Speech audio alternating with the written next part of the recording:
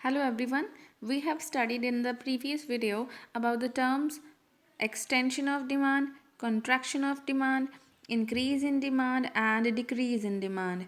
These terms are having similarities and dissimilarities.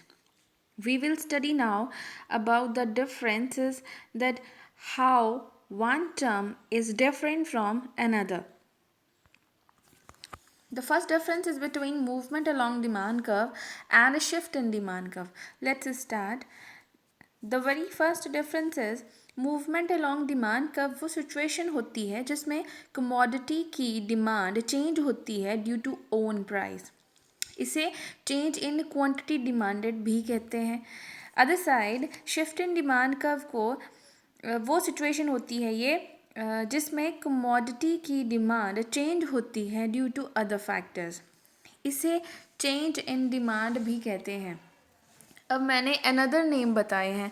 Movement along demand curve को quantity demanded and shift in demand curve को change in demand भी कहते हैं.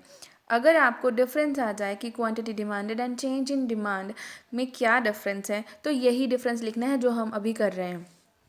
Now come to the second difference.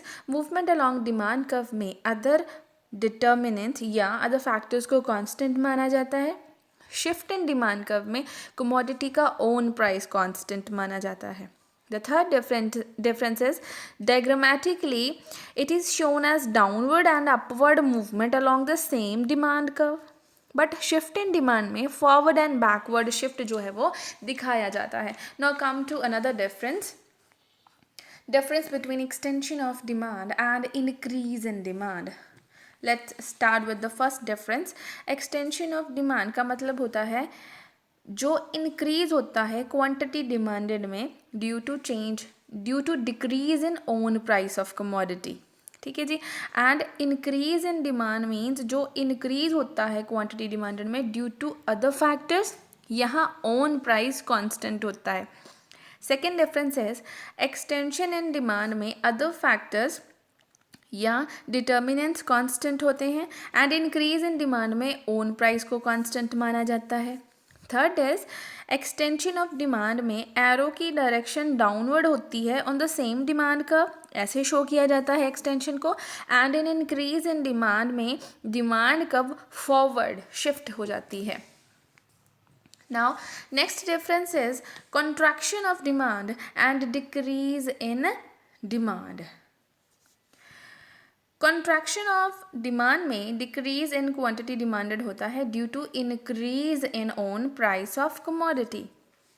ठीक है, demand कम हो जाती है जैसे कमोडिटी का अपना प्राइस जो है वो बढ़ जाता है. एंड डिक्रीज इन डिमांड का मतलब होता है decrease in quantity demanded due to other factors. यहाँ ओन प्राइस कांस्टेंट होता है. Own price is constant. And second is contraction of demand में अदर फैक्टर्स कांस्टेंट एज्यूम किए जाते हैं. डिक्रीज इन डिमांड में ओन प्राइस को कांस्टेंट माना जाता है. Third is contraction of demand को अपवर्ड डायरेक्शन में एरो द्वारा शो किया जाता है on the same demand curve. And decrease in demand में डिमांड कर्व बैकवर्ड शिफ्ट होती है. Okay, these were the three differences. This was the last video of the 5th chapter. With this, theory of demand chapter is over.